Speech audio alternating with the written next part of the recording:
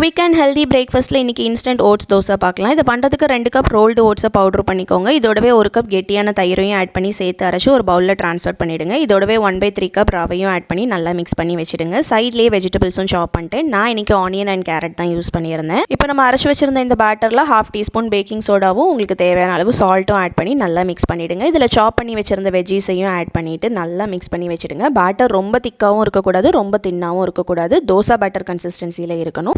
காரத்துக்கு கொஞ்சமாக pepper powder மட்டும் ஆட் பண்ணியிருந்தேன். நீங்கள் க்ரீன் சில்லிஸ் கூட ஆட் பண்ணிக்கலாம். நான் கிட்ஸுக்கு கொடுக்கறதுனால க்ரீன் சில்லிஸ் ஆட் பண்ணல. ஃபைனலாக கொஞ்சம் கொத்தமல்லி இலையும் தூவிட்டு தோசை தவாவை ஹீட் பண்ணிவிட்டு இந்த பேட்டரில் ஒரு ஸ்பூன் எடுத்து ரொம்ப ஸ்ப்ரெட் பண்ணாமல் ஊத்தாப்ப மாதிரி கொஞ்சம் தடியாகவே ஊற்றிக்கோங்க. மேலே கொஞ்சமாக ஆயில் அப்ளை பண்ணிவிட்டு ஒரு சைடு குக் ஆனதும் இன்னொரு சைடும் திருப்பி போட்டு 2 சைடும் நல்லா கோல்டன் ப்ரௌன் கலர் வந்ததும் எடுத்து சர்வ் பண்ணிட வேண்டியதான். இதில் வெஜிடபிள்ஸை நீங்கள் லைட்டாக வதக்கிட்டு கூட ஆட் பண்ணிக்கலாம். பட் ராவா ஆட் பண்ணாலுமே டேஸ்ட் நல்லா தான் இருக்கும். உள்ள நல்லா சாஃப்டாக இருக்கிறனால குட்டீஸ்க்கு சாப்பிட்றதுக்குமே ரொம்ப ஈஸியாக இருக்கும். நான் இதை தக்காளி சட்னியோட தான் சர்வ் பண்ணியிருந்தேன். தக்காளி சட்னி ரெசிபி உங்களுக்கு இன்னொரு வீடியோவில் ஷேர் பண்ணுறேன். இந்த ரெசிபி ட்ரை பண்ணிங்கன்னா எப்படி வந்துச்சுன்னு மறக்காமல் கமெண்ட் பண்ணுங்கள். இந்த மாதிரி ரெசிபிஸ் பார்க்குறதுக்கு என்னோட அக்கௌண்ட்டை ஃபாலோ பண்ணிக்கோங்க. டாடா பாய்.